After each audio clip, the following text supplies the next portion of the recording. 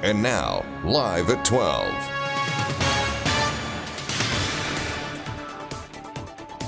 ආයිබෝවන් එක්වන් අදත් ලංකාවේ වැඩිම පිරිසක් නරඹන එකම සමබර තොරතුරු ප්‍රකාශය live at 12 සමගින් සුපුරුදු පරිදිම අදත් ඔබ හමුවන මම සජිත් රණසිංහ. මම දුෂානී නානායක්කාර. මුලින්ම අවධානය සිරස්තල වෙත. පවතින ආපදා තත්ත්වයෙන් පුද්ගලයින් දසදහසකට ආසන්න පිරිසකට පීඩා. COVID-19 රෝගීන් ගණන 1027 දක්වා ඉහළට. ඇඹිරි නීතිය කඩකර අත්අඩංගුවට ගත් පිරිස 60,000 ඉක්මවයි. පිටකොටුවේ ගැටලුවලට පත්තරේ වැඩසටහනින් විසඳුම්. COVID-19 ගෝලීය ප්‍රතිචාර ගැන ස්වාධීන පරීක්ෂණයක් සිදු කිරීමට ලෝක සෞඛ්‍ය සංවිධානයේ එකඟතාව.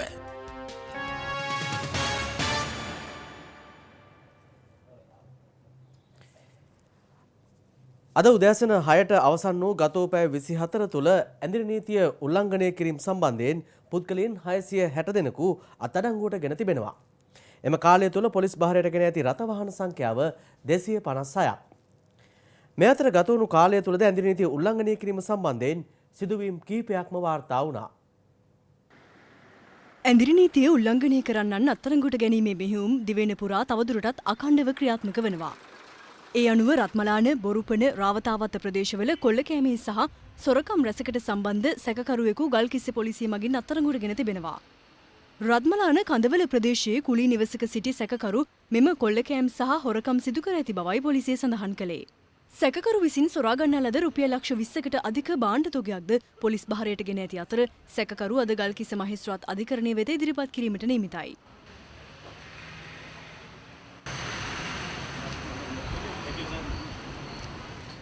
මේ අතර පුත්තලම කල්පිටිය පාලකුඩාව ප්‍රදේශයේදී මුහුදු කූඩැල්ලන් කිලෝග්‍රෑම් 750ක් සමග සැකකරුවන් දෙදෙනෙක් කල්පිටිය පොලිසිය මගින් අත්අඩංගුවට ගෙන තිබෙනවා.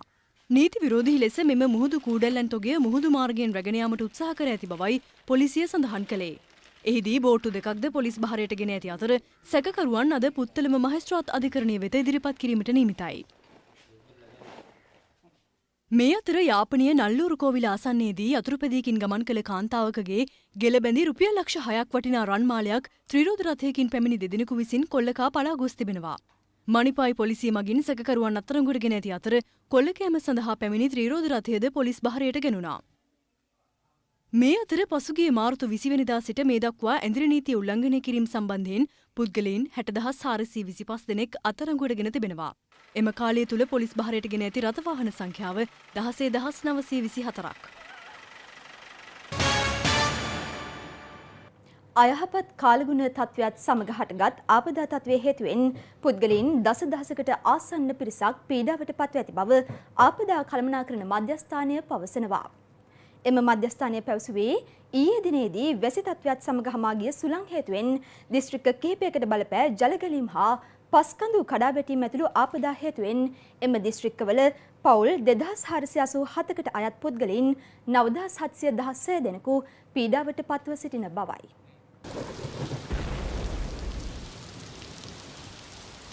ආපදා කළමනාකරණ මධ්‍යස්ථානයේ පවසන්නේ දිස්ත්‍රික්ක 8කට ඊයේ දිනේදී බලපෑ ආපදා තත්ත්වයේ හේතුවෙන් පවුල් 279කට අයත් පුද්ගලයන් 1138 දෙනෙක් ආරක්ෂිත ස්ථාන 23ක රඳවා සිටින බවයි.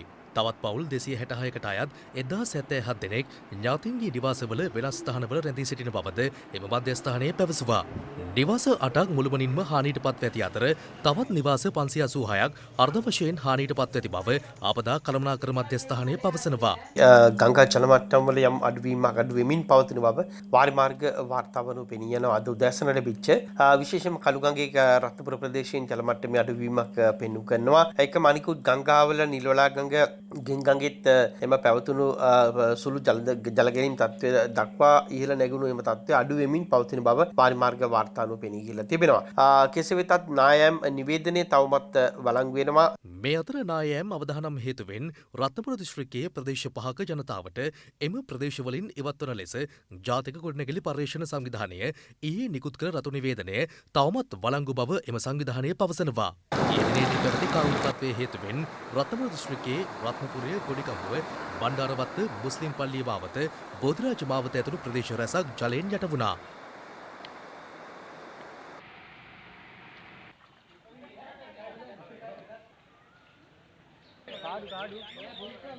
රත්නපුර දිස්ත්‍රික්කයේ ගාමසක අවසන් 575න් වසම් 150කින් ආපදා සිදුවීම් වාර්තා වූ බව රත්නපුර දිස්ත්‍රික් ලේකම් මාල්නී ලොකුපුතාගම මහත්මිය පවසනවා. මෙයින් වැඩිම ආපදා තත්ත්වයන් වාර්තා වන්නේ රත්නපුර, බලංගොඩ, ඇලපාට සහ ඕපනායක යන පාදිසි ලේකම් කොට්ටාස වලින් බව එතුමිය වැඩිදුරටත් පවසනවා. මේ අතර රත්නපුර බටුගෙදර ප්‍රදේශයේදී ඊයේ දේගිලි පුද්ගලයෙක් මිය ගොස් තිබෙනවා. අප වාර්තාකරු පැවසුවේ ඊයේ එම ප්‍රදේශයට බලපෑ ගංවතුර හේතුවෙන් ආපදාවට ලක්වුවන් ආරක්ෂිත ස්ථාන කරා අගුලගෙන් රැගෙන යමින් සිටි තරුණයෙක් මෙලෙස ජීවිතක්ෂයට පත් ඇති බවයි. අදාළ තරුණයා සහ තවත් කිහිප දෙනෙකු එක්ව ආපදාවට ලක්වුවන් ආරක්ෂිත ස්ථාන කරා රැගෙන යන අවස්ථාවකදී අගුල කැඩී යාමෙන් මෙම අනතුර සිදුව තිබෙනවා. අපි මෙතන මිනිස්සු දාගත්තාම ඔරුවෙන් කොහම දාගෙන මෙහෙම ආවා. ඇවිල්ලා මේ හරියට එනකොට එකපාරට ඔරුව ෆයිබර් එකෙන් කැඩුනා. ඉතින් අපි හිටියා 12ක් විතර වගේ ඔක්කොම යට ගියා. යට ගියාට පස්සේ ඔරුව දෙකෙන් එල්ලුණා කට්ටියක් පීනන්න පුරුවන් කට්ටිය අඩි 40ක් වගේ දෙපැත්තට තියෙනවා. පීනුවා. බැලුවන් කට්ටිය කතා කරලා බැලුවා කට්ටිය ඉන්නවද කියලා බලුවන් පස්සේ එක්කෙනෙක් එක මල්ලි කෙනෙක් නැහැ. මගේ රත්තරන් ගොල්ල පුතුසාත්තේ අයියෝ මගේ රත්තරන් ගොල්ල දෙයිනේ. රත්නපුර දිස්ත්‍රික්කයට ඇදහැළුණු වර්ෂාව හේතුවෙන් ඊයේ දිනේදී බලංගොඩ නගරය සම්පූර්ණයෙන්ම ජලයෙන් යට වූ අතර අප වාර්තාකරු පැවසුවේ මේ වන විට ජලය බැස ගොස් ඇති බවයි.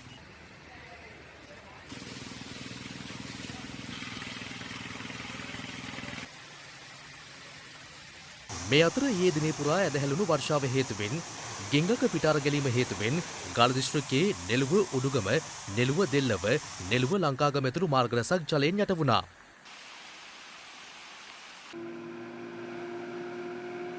කෙසේ වෙතත් මේ වන විට ගාල්ල දිස්ත්‍රික්කයට යහපත් කාලුණු තත්ත්වයක් අද දිනේ දක්නට ලැබුණු අතර සිදු වූ ආපදා තත්ත්වය සම්බන්ධයෙන් ගාල්ල දිස්ත්‍රික් ලේකම් සෝමරත්න විධානපතිරණ මහතා අප වෙත මෙලෙස අදහස් පළ කළා.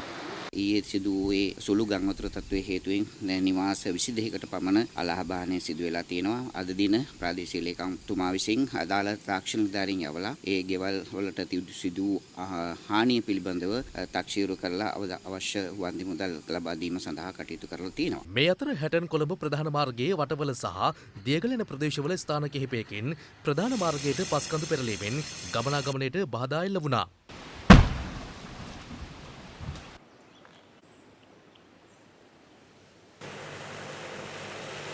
මා මේ මොහොතේ රැඳී සිටින්නේ ඒ හත හැටන් කොළඹ ප්‍රධාන මාර්ගයේ වටවල දියගල ප්‍රදේශයේ. ඔබ මේ පසුපසින් දකින්නේ දියගල ප්‍රදේශයේ ප්‍රධාන මාර්ගයට ඉහළින් තිබූ පස්කන්දක් ගල් සහ ගස් සමග ප්‍රධාන මාර්ගයට කඩා වැටීමෙන් එම මාර්ගයේ ගමනාගමන කටයුතු ඊයේ උදෑසන 11 සිට රාත්‍රී 9 දක්වා සම්පූර්ණයෙන්ම ඇන හිටියා. මාර්ග සංවර්ධන අධිකාරිය, වටවල සහ හැටන් පොලිසිය, ඒ වගේම යුද හමුදා බටපිරිස් එකතු වෙලා දැඩි පරිශ්‍රමයක් දරලා තමයි මේ මාර්ගයට වැටී තිබුණු පස් ගල් සහ ගස් ඉවත් කරනු ලැබුවේ. ඊයේ රාත්‍රියේ 9 සිට මේ මාර්ගයේ ගමනාගමන කටයුතු එක් මන්තීරුවකට පමණක් ශ්‍රීමා කරලා තිබෙනවා. මේ අතර මධ්‍යම කඳුකරයට ඇදහැළුණු අධික වර්ෂාවත් සමග බගවන්තලාව ප්‍රදේශයේ එළවලු වගා ගොවිපලක් සම්පූර්ණයෙන්ම විනාශ වී තිබෙනවා. බහයිනි රක්ෂිතයේ සිට කාසලුඩේ ජලාශයට ජලය කලා බසින කෙසෙල්ගම ඔය ආසන්නයේ පිහිටි එම ගොවිපල පහත් බිමක පිහිටීම හේතුවෙන් ජලයෙන් යට වූ බව අප වාර්තාකරු පැවසුවා. මේ අතර හැටන් සාම්මලේ මාර්ගයේ මස්කෙලේ පොලිස් ස්ථානය අසල මාර්ගයක කොටසක් නායාවට ලක්වන අයුරුයි මේ.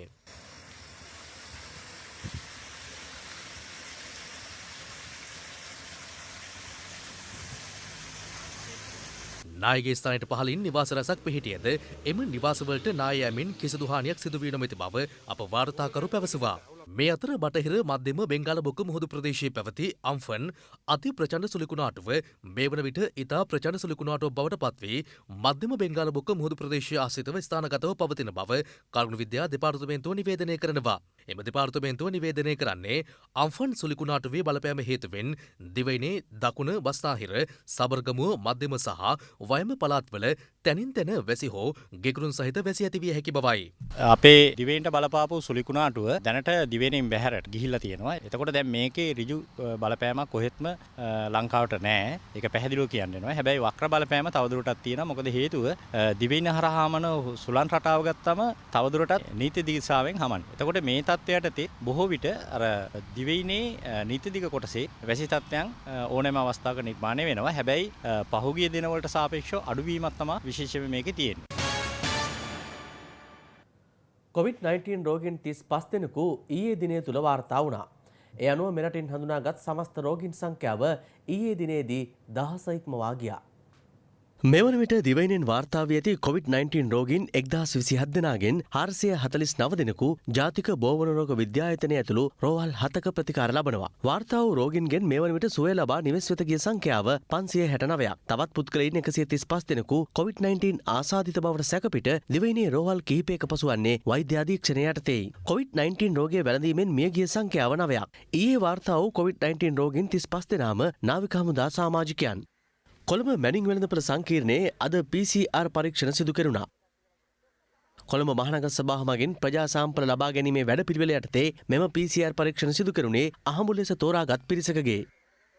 මැනින් වෙළඳපොලේ වෙළඳාම් කරන පුද්ගලයන්, බඩු උස්සන පුද්ගලයන් සහ අවට සේවය සඳහා උදව් වන පුද්ගලයන් අහඹු නියදයක් වශයෙන් තෝරාගෙන එක වෙළඳ සැලකින් එක්කෙනෙක් වාගේ අරගෙන මුළු මැනින් වෙළඳ සැලේම කවර් වෙන විදිහට තමයි අද පරීක්ෂණ කිරීමට නියමිත වන්නේ. මම නගර සභා බල ප්‍රදේශය තුළ මේ වෙනකොට පරීක්ෂණ 3097ක් සිදු කරලා තියෙනවා. අද පරීක්ෂණ 100ක් සමගම 3100 ඉක්මවනවා. මේ මාස දෙවනිදා ඉඳලා අද දක්වා ප්‍රජා සාම්පල වලින් අහඹු නියද තෝරාගෙන ගත් පරීක්ෂණ වලින් එකම කොවිඩ් රෝගයක්වත් අපිට මේ වෙනතුරු වාර්තා වෙලා නැහැ.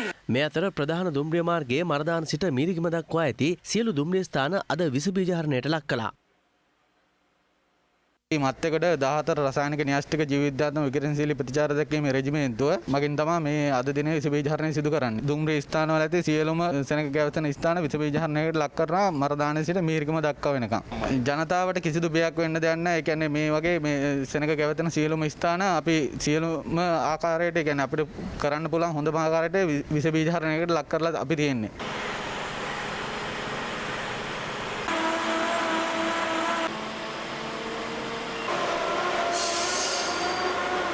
මේ අතර COVID-19 පැතිර යාම හේතුවෙන් දිවයිනට පැමිණීමට නොහැකිව කුවේට්ටි රැඳී සිටි පුද්ගලයන් 179 දෙනෙකු ඊයේ මධ්‍යම රාත්‍රියේ දිවයිනට පැමිණියා. ඒ අතර පිරිමි පුද්ගලයන් 122ක්, කාන්තාවන් 53ක් සහ ළමුන් 4 දෙනෙකුද වනවා. අප වාර්තාකරු පැවසුවේ ඉන් එක් කාන්තාවක් හදිසි රෝගී තත්ත්වයක් හේතුවෙන් මීගමුව මූලික රෝහලට ඇතුළත් කළ බවයි. අනෙක් සියලු දෙනා ත්‍රිකුණාමලය සහ මින්නේරිය නිරෝධායන මධ්‍යස්ථාන වෙත යොමු කර තිබෙනවා.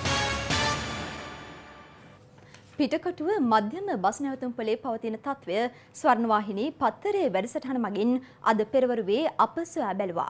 එහිදී අඩුපාඩු කිහිපයක් දැක ගැනීමට හැකි වූ අතර පත්තරේ වැඩසටහන මගින් පෙන්වා දුන් එම ගැටලුවලට කඩිනමින් විසඳුම් ලබා දීමට බලධාරීන් පියවර ගත්තා. අයිබෝන් සුබ උදෑසන චන්දන ඔබ පිටකොටුව පැත්තේ රැඳී සිටින බවයි අපිට වාර්තා වෙන්නේ. ඔව් රංගන ආයිබෝන් සුබ උදෑසනක ප්‍රාර්ථනා කරනවා මේ අපි මීට පෙරත් රංගන පිටකොටුව ප්‍රදේශයට ආ වෙලාවේ ප්‍රධාන බස් නැවතුම් පොළට ආවා. මධ්‍යම බස් නැවතුම් පොළට ඉදින් මීට දින කිහිපයකට පෙර රංගන අපි මේ ප්‍රධාන බස් නැවතුම් පොළට එද්දී නම් මේ ආරක්ෂිත ක්‍රමවේදයන් ඒ වගේම සෞඛ්‍යාරක්ෂිත ක්‍රමවේදයන් නිසි අයුරින් ක්‍රියාත්මක වුණා. මුලින්ම මම සඳහන් කරනවා මේ තියෙන්නේ අත සෝදන ජල කරාම. ඉතින් මෙම ස්ථානයේ අත පිරිසුදු කරගෙන යන්න කියලා තමයි ජනතාවගේ රංගන කනගාටු කාරණාවක්. සබන් නම් දැක ගැනීමට හැකියාව ලැබෙන්නේ නැහැ. ජනතාව ඉතින් අත පිරිසුදු කරගන්නෙත් නැහැ. ඇතැම් අය නම් මේ ජලයෙන් අත සෝදගෙන යනවා. නමුත් රංගන මේ ආරක්ෂිත ක්‍රමවේදයන්ට අනුව සබන් යොදා අත් හොඳින් සෝදන්න ඕනේ. ඉතින් ඒ ක්‍රමවේදය නම් අද මේ පිටකොටුව බස් නැවතුම් පොළට ඇතුල් වෙන ජනතාවට ඒ අවශ්‍යතාවයන් සපුරා ගන්නට හැකියාව ලැබෙන්නේ නැහැ. දැන් රංගන ඔන්න එවැනි තත්ත්වයක් තමයි මේ පිටකොටුව ප්‍රධාන බස් පොලේ දැක බලා ගැනීමට හැකියාව ලැබෙන්නේ. බස් රථ සේවාවන් පිළිබඳව සහ පිටකොටුව මධ්‍යම බස් නැවතුම් පොලෙහි ඇති වී තිබෙන ගැටලුව පිළිබඳව විශේෂ අමාත්‍ය මහින්ද අමරවීර මහතාගේ අවධානය යොමු කිරීමට ස්වර්ණවාහිනී පත්තරේ වැඩසටහන පියවර ගත්තේ මෙලෙසින්. පළවෙනියටම කියන්න ඕන බස් රථ ධාවනයේට ඊයේ දිනේ ප්‍රතිවුණු සාකච්ඡාවේදී තවසර ලැබුණේ පළාත් මට්ටමේ. ඒ කියන්නේ තෝරාගත් ඒ කියන්නේ අධි අවදානම් සහ අවදානම් ප්‍රදේශ හැර අනෙක් ප්‍රදේශවල පළාත තුල ධාවනයේ පමණ. මාත් දැන් කිව්වා ඒ ගැන. මේ සමහර මාධ්‍යවල ඇත්තටම වැරදි විදිහට ඒ කියන තිබුණ පුවත්පත්වල දැන් ඔබ කිව්ව පිටකොටුව ප්‍රදේශවල බස් ධාවනයේට අපිට අවසර දීලා නැහැ. මොකද අපි සියලු තීන්දුව ගන්නේ සෞඛ්‍යාංශ දෙන උපදෙස් අනුව. ස්වර්ණවාහිනී පත්තරෙන් යමක් ඉදිරිපත් කළ සැනින් ප්‍රතිචාර ලැබෙන හැටි අපි ඇමතුමාට ඒ පිළිබඳව ප්‍රණාමය පළ කළා. දැන් අපි මොහොතකට කලින් සඳහන් කළා පිටකොටුව බස් නැවතුමේ ජලකරාම තබා තිබෙන ස්ථානයේ සබන් හෝ දියර වර්ගයක් නැහැ කියලා විනාඩි කිහිපයක් ගත වුණේ. චන්දන මොකද තත්ත්වය ඔතන? ඔව් රංගන යලි සම්බන්ධන ඇත්තරම බලන්න පත්තරේ වැඩසටහන මොනතරම් හොඳින් ඔබත් ඒ කටයුත්ත කරනවා. ඉතින් ස්වර්ණවාහිනී වගකිව යුතු මාධ්‍යයක් විදිහට මේ සියලු දේවල් කරන මේ හැම දෙයක්ම කරන්නේ අපේ රටේ ජනතාව වෙනුවෙන්. රංගන ඉතින් අපි පිටකොටුව මධ්‍යම බස් නැවතුම් වලින් ගියේ නැහැ. ඒ විසඳුමක් දීලම තමයි යන්නේ. ඔබ සඳහන් කර පරිදි විශේෂ අමාත්‍යතුමන් සම්බන්ධ කරගත්තා.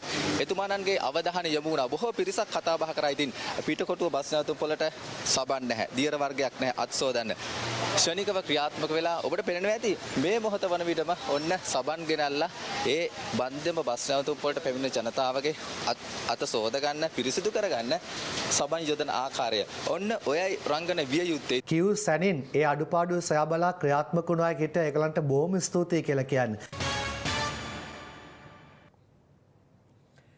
ජූනි 20 වෙනිදා මහමැතිවරණය පැවැත්වීමට තාක්ෂණිකව හැකියාවක් නොමැති බව පැෆ්රල් සංවිධානය පවසනවා. එහි විධායක අධ්‍යක්ෂ රෝහණ හෙට්ටිආරච්චි මහතා මේ බව සඳහන් කළේ ඊයේ කොළඹ පැවති මාධ්‍ය හමුවකදී. ඕනෑම මොහොතක මැතිවරණය පිළිබඳව තීන්දුව ගන්නවා නම් මැතිවරණ කොමිෂන් සභාව ඊට අදාළ වෙනත් පාර්ශවයන් ඒ සම්බන්ධයෙන් ගන්න ලබන තීන්දුවලදී දිනේ තීන්දුව කිරීමේදී සලකා බැලිය යුතු කරුණු කිහිපයක් තිබෙනවා. ඒකේ ප්‍රධානම කාරණය තමයි මැතිවරණයට සම්බන්ධ සියලු පාර්ශවකරුවන්ගේ සෞඛ්‍ය ආරක්ෂාව පිළිබඳව සලකා බැලීම. ඒ වගේම මැතිවරණයක ප්‍රධානම කාරණය තමයි සමබිම සෑම අපේක්ෂකයෙකුටම තමන්ගේ මැතිවරණ ව්‍යාපාරය සාධාරණ පරාසයක් තුල ක්‍රියාත්මක කරන්නට හැකියාව තිබෙනවද කියලා. දැන් මැතිවරණ පිළිබඳව තීන්දුව ගැනීමේදී මේ හැකියාව පිළිබඳව මැතිවරණ කොමිෂන් සභාව හෝ ඕනෑම කෙනෙක් ඒ සම්බන්ධයෙන් දැඩි අවධානයක් යොමු කරන්නට අවශ්‍ය වෙනවා. එහි සුජාත භාවය රැඳෙන්නේ මේ මැතිවරණයේදී අවම වශයෙන් 50%කට වැඩි ඡන්ද ප්‍රතිශතයක් ඡන්දේ පාවිච්චි කරන්නට ඡන්ද පොළට ගෙන යන්නට අපි සමත් වුණොත්. මේ මොහොතේ අපි දන්නවා නීතිය ව්‍යවස්ථාව ඒ වගේම මැතිවරණ පනත් මත පදනම් වෙලා බොහෝ අය තර්ක විතර්ක ඉදිරිපත් කරනවා. යම් දිනයක මේ කොරෝනා ගම අපිට මැතිවරණය පවත්වන්නට සිද්ධ වෙයි. ඒ නිසා ඒ තීන්දුව తీරන සියලු පාර්ශවකරුවන් ඒකරාශී වෙලා සාකච්ඡාවෙන් සහ සම්මුතියෙන් ගත යුතුයි කියන ස්ථාවරය තමයි අපි දැනටමත් ජූනි 20 කියන දිනය කල්පැනලා ඉවරයි. මැතිවරණයක අවම කාල සීමාව සති 5ක්. සති 5 කියන එක මේ මාසේ 15 වෙනිදා වෙනකොට අවසන් වෙනවා. මොකද ජූනි 20 දිනේ අපි ඉලක්ක කරගන්නවා. ඒසම අපි හිතන්නේ නැහැ කොහෙත්ම ජූනි මාසේ 20 වෙනිදාට මැතිවරණය තාක්ෂණිකව තියන්න පුළුවන්කම තියෙනවා කියලා. ජුනි මාස 20 වෙනිදා මහමැතිවරණය පැවැත්වීම සඳහා නිකුත් කර ඇති ගැසට් නිවේදනය සහ පාර්ලිමේන්තුව විසිරුවා හරිමින් නිකුත් කර ඇති ගැසට් නිවේදනය බල රහිත කරන්න ඇවිල්ලා ශ්‍රේෂ්ඨාධිකරණය හමුවේ ගොනු කළ මූලික අයිතිවාසිකම් පෙත්සම් සලකා බැලීම අද 3 වෙනි දිනටත් ආරම්භ වුණා. පසුගිය අප්‍රේල් 20 වෙනිදා මහමැතිවරණය පැවැත්වීමට තීරණය කෙරුණද රට තුළ පැවති COVID-19 ව්‍යාප්තිය හේතුවෙන් මැතිවරණ කොමිසම යළි තීරණය කළේ ලබන ජූනි මාස 20 වෙනිදා මහමැතිවරණය පැවැත්වීමටයි. කෙසේ වෙතත් මහමැතිවරණය ජූනි 20 වෙනිදා පැවැත්වීමට මැතිවරණ කොමිෂන් සභාව නිකුත් කර ඇති ගැසට් නිවේදනය ආණ්ඩුක්‍රම ව්‍යවස්ථාවේ ප්‍රතිපාදනවලට පටහැනි බවට ප්‍රකාශයට පත් කරන ලෙස ඉල්ලා ශ්‍රේෂ්ඨාධිකරණයට පෙත්සම් 7ක් ඉදිරිපත් වුණා. මේ කරුණු සම්බන්ධයෙන් අතරමැදි පෙත්සම් කිහිපයක්ද ඉදිරිපත් වී තිබෙනවා. පෙත්සම් සලකා බැලීම අද 3 වෙනි දිනටත් ආරම්භ වුණේ පංච පුද්ගල විනිසුරු මඩුලක් ඉදිරියේදී. ඒ අනුව අගවිනිසුරු ජයන්ත ජයසූරිය, බුවනකලු විහාරයේ සිසිර දාබ්රු, ප්‍රියන්ත ජයවර්ධන, විජිත් මලල්ගොඩ යන මහත්වරුන්ගෙන් සමන්විත විනිසුරු මඩුල්ල ඉදිරියේ අද උදෑසන 10ට පෙත්සම් සලකා බැලීම ආරම්භ වුණා.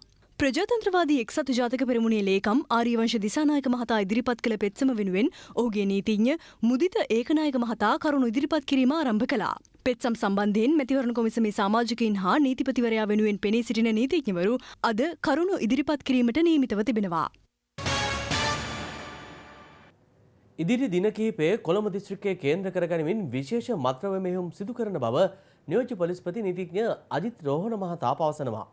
ස්වර්ණවාහිනිය සමග විශේෂ සාකච්ඡාවකට එක්වමින් නියෝජ්‍ය පොලිස්පතිවරයා ඒ බව සඳහන් කළා. කොළඹ ගම්පහ දිස්ත්‍රික්ක දෙකට මේ වන විට නිරෝධායන ඇඳුම් නීතිය ක්‍රියාත්මක. නමුත් සෙසු දිස්ත්‍රික්ක වලට දහවල්කාරී ඇඳුම් නීතිය ලිහිල් කර තිබෙනවා. නියෝජ්‍ය පොලිස්පතිතුමන් ඉන්නවා අපිත් එක්ක. නියෝජ්‍ය පොලිස්පතිතුමනි මේ ඇඳුම් නීතිය කාල සීමාව තුළ දැනට කොහොමද මේ ජනතාවගේ ඔබට ලැබෙන සහයෝගය මේ පොලිසියට ලැබෙන සහයෝගය? අත වශයෙන්ම දැන් මේ ඇඳුම් නීතිය එක්ක කොළඹ සහ ගම්පහ දිස්ත්‍රික්කවල මේ වැඩ කටයුතු පටන් ගත්තට පස්සේ මුලින්ම තිබුණට වඩා හොඳ තත්ත්වයක් තියෙනවා. ජනතාව මේ කටයුතු වලට ගරු කරමින් කටයුතු කරනවා. නමුත් ඒ අතර කිහිප දෙනෙක් ඉන්නවා සාමාන්‍යයෙන් නීතියට පටහැනිව කටයුතු කරන අය. සාමාන්‍යයෙන් අපිට හොඳ සතුටුදායක තත්ත්වයක් තියෙනවා. ඔව් දැන් තවම මේ දිස්ත්‍රික් අතර ගමනාගමන කටයුතු සඳහා අවසරයක් ලැබෙන්නේ නැද්ද? ඔව් දැන් ඒ යන ක්‍රමවේදයක් තියෙනවා. දිස්ත්‍රික් අතර ගමන් කිරීමේදී අත්‍යවශ්‍ය සේවා හැරෙන්න ගමන් කිරීමට අදාළ ක්‍රමවේදය තමයි අදාළ පොලිසිය ලියාපදිංචි වෙලා ඒ මහජන සෞඛ්‍ය පරීක්ෂකවරුන් මාර්ගෙන් ඒ ක්‍රමවේදය තමයි තාම අනුගමනය කරන්න ඕනේ. විශේෂයෙන්ම මේ කොළඹ සහ ගම්පහ දිස්ත්‍රික්ක වලට පැමිණීමේදීත් ඒ වගේම මෙම දිස්ත්‍රික්ක වලින් පිටතට ගමන් කිරීමේදී. නියෝජ්‍ය පොලිස්පතිතුමනි අපි අද පෙරවරුවේ පත්තරේ වැඩසටහනින් සොයා බැලුවා මේ පිටකොටුව මධ්‍යම බස් නැවතුම් පොළේ තත්ත්වය අපට දැක් ගැනීමට හැකියාව ලැබුණේ මේ දුර පළාත් වලට යන්න ජනතාව වෙනවා මේ කොළඹ රැඳී සිටපු ජනතාව මෙහෙම යන්න එනවා. ඔවුන්ට මේ සඳහා අවසරයක් තියෙනවද? ඔව් දැන් මේ ගැන මම හිතන්නේ අද හිටම තීරණයක් ගනි. නමුත් ඒ හැම දෙනෙක්ම අර ක්‍රමවේදය මම පෙර කියපු ක්‍රමවේදය තමයි අනුගමනය කරන්න ඕනේ. මොකද අපි තව පොකුරක් පිට ප්‍රදේශයක නිර්මාණය වීම වැළැක්වෙන්න ඕනේ. ඉතින් ඒ නිසා ඒ ක්‍රමවේදය අනුගමනය කරන්න ඕනේ. ඒ පොලිස් ස්ථාන වලින් යම්කිසි ක්‍රමවේදයක් තියෙනවා. ඒ ක්‍රමවේදයට අනුගත වෙලා තමයි ගමන් කරන්න අවශ්‍ය වෙන්නේ. දැන් ඇඳුම් නීතිය ක්‍රියාත්මක කාලය තුල ගම්පහ සහ කොළඹ දිස්ත්‍රික්කවල ජනතාව අනුගමනය කළ යුතු ක්‍රියාමාර්ග මොනවද විශේෂයෙන්ම තියෙන්නේ? දැන් අපි දැක්කා දැන් දවස් 10ක් විතර වෙනවා මේ ක්‍රියාදාමයට අනුගත වෙලා විශේෂයෙන්ම සතිය දින 5යි සතිය අන්තයත් එක්ක. ඉතින් අර හැඳුනුම්පත් අංක ක්‍රමයේ කොළඹ ගම්පහ දිස්ත්‍රික්කවල භාවිතා කරන්න ඕනේ. යන්නේ ණයට වාහන වල යන්න පුළුවන්. ඊට අමතරව පොදු ප්‍රවාහන සේවා භාවිතා කරන්න පුළුවන්. හැබැයි ඒ පුළුවන් වෙන්නේ වැඩට එන අයට වැඩ ඉවර වෙලා යන අයට විතරයි. අනිත් අය තාමත් නිවසේ රැඳී ඉන්න ඕනේ.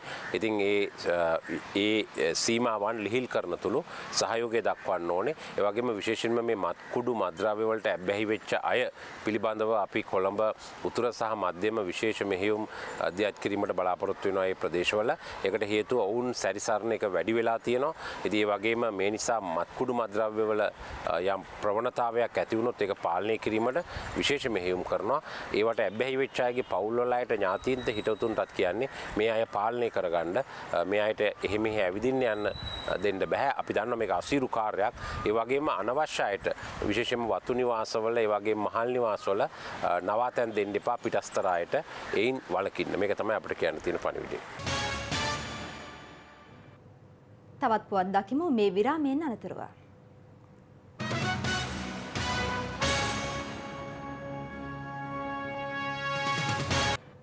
රටපුරා ව්‍යායාම මන්තිරු විවෘත කිරීමත් සමග බොහෝ දෙනෙකු මේ දිනවල ව්‍යායාම් කටයුතු වල නිරත වනවා. එලෙස ව්‍යායාම් කිරීමේදී සෞඛ්‍යාංශ විසින් ලබා දී ඇති උපදෙස් පිළිපැදීමේදී ජනතාවද බුද්ධිමත්ව කටයුතු කළ යුතු බව ශ්‍රී ලංකා වෛද්‍ය පර්යේෂණ ආයතනයේ අධ්‍යක්ෂ වෛද්‍ය ජයරුවන් බණ්ඩාර පවසනවා. COVID-19 ව්‍යාප්තිය පාලනය කිරීමට ගත් පියවර හේතුවෙන් ව්‍යායාම මන්තිරු භාවිතයේද මහජනතාවට සීමා වුණා. නමුත් පසුගියදා යළිත් මහජනතාවට මන්තිරු භාවිතය සඳහා අවස්ථාව උදා වුණේ සෞඛ්‍යාංශ නිර්දේශ කළ උපදෙස් පිළිපැදීම මතයි. ගෙන මාසකක් පැළඳගෙන දිවීමේ වැරදක් නැහැ. නමුත් මුඛාවරණයක් පැළඳගෙන ව්‍යායාම ක්‍රීඩා කරනකොට ඒ හරහා ඔබේ ශ්වසන පද්ධතියට ඇතුල් වෙන ඔක්සිජන් ප්‍රමාණය අඩු වුණොත් ඔබට කලන්තය හුස්ම ගැනීමේ අපහසුතාවය ඇති වෙන්න පුළුවන්. ඔබ වහාම කළ යුත්තේ ඔබ දුවන එක නවත්තලා මාස්ක් එක පොඩ්ඩක් ඉවත් කරලා හොඳින් ඔක්සිජන් ලබා ගැනීම. ව්‍යායාම කිරීමේදී මුවාවරණයක් පැළඳීම අලුත් අත්දැකීමක්. කොවිඩ් ආසාදනය වාතයෙන් පාවෙලා ගිහිලා බෝවෙන් නැති රෝගයක් හින්දා එලිමහනක ව්‍යායාම කරනකොට මාස්ක් එකක් දාන්න නැතුව ව්‍යායාම කිරීමේ වැරද්දක් නැහැ. නමුත් ඔබ එහෙම කරන්නට ඕනේ. ඔබ තනිව පිරිසක් ගැවසෙන්නේ නැති ස්ථානයක ව්‍යායාම කරනවා නම්. ව්‍යායාම මන්තිරු භාවිතයට අපේ රටේ බොහෝ දෙනෙක් අද වන විට පුරුදු වී සිටිනවා. පවතින තත්ත්වය මත COVID-19 රෝගෙන් ආරක්ෂා වීම සඳහා ව්‍යායාම කිරීමේදී පැළඳීමට සුදුසු මුව ආවරණ තිබෙනවද? ව්‍යායාම කරනකොට පැළඳගෙන ව්‍යායාම කරන්න තරම් මුඛාවරණයක් තාම අපේ රටේ හොයාගන්න නැහැ. ඒ නිසා බුද්ධිමත්ව කටයුතු කරන්න ව්‍යායාම කරන එක නවත්තන්න එපා. දැන් තවත් දේශීය පුවතක්. ගාල්ල අක්මීමන ප්‍රාදේශීය සභාවේ මාසික සැසිවාරය ඊයේ පැවැත්වුණා. රජයෙන් ලබා දුන් රුපියල් 5000 දීමනාව සම්බන්ධයෙන් එහිදී ඇති වුණේ උණුසුම් තත්වයක්.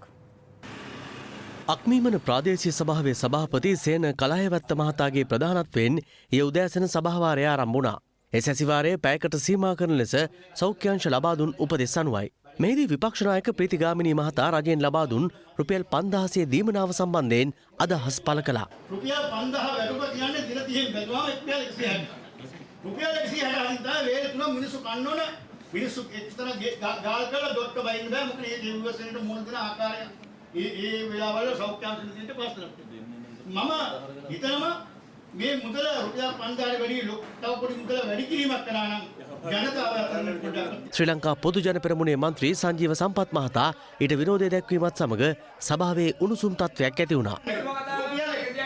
රුපියල් 166යි වේතනක් කන්නේ රජයත් නියෝගනේ පරාදන රජයත් තියෙන්නේ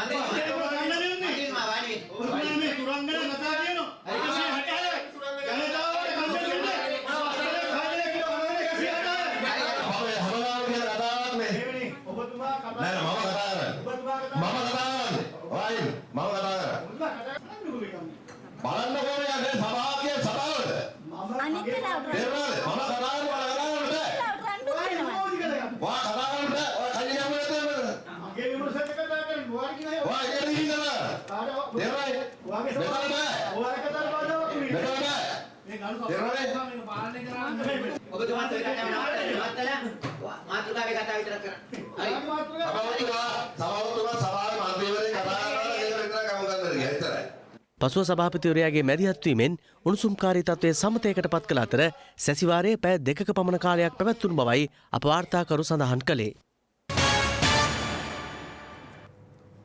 ලයිව් ඇට් 12 අදට අවසන්. මම සජිත් රණසිංහ.